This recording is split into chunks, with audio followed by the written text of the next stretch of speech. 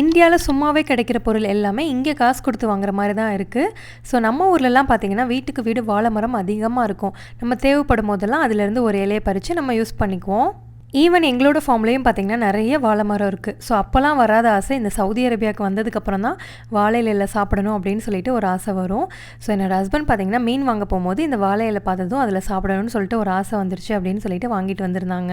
சரி ஓகே, மீன் குழம்பு மீன் ஃப்ரை பார்த்திங்கன்னா இன்றைக்கி வாழை இலையில் சாப்பிட்லாம் அப்படின்றதுக்காக சரி ஓகே அப்படின்னு சொல்லிட்டு எல்லாமே வாஷ் பண்ணியாச்சு. ஸோ கரெக்டாக 3 இலை தான் இருந்துச்சு. ஆனால் சும்மா சொல்லக்கூடாது, நிஜமாகவே வாழை இலையில் சாப்பிடும் போது டேஸ்ட்டு பார்த்திங்கன்னா சூப்பராக இருந்துச்சு. ஸோ ஆஃப்டர்நூன் லஞ்ச் எல்லாம் சாப்பிட்டு முடிச்சுட்டு பெருசாக வேலை இல்லை. அதுக்கப்புறம் ஈவினிங் போல் தான் கொஞ்சம் கொஞ்சமாக சின்ன சின்ன வேலைகள்லாம் இருந்துச்சு. அதனால கிச்சனுக்கு வந்தாச்சு. ஸோ கொஞ்சம் வெசல்ஸ் எல்லாமே வாஷ் பண்ணி வச்சுருந்தேன். அது எல்லாமே எடுத்து அந்தந்த பிளேஸில் வச்சுட்டு அப்படியே கிச்சனும் வந்து நல்லா க்ளீன் பண்ணியாச்சு.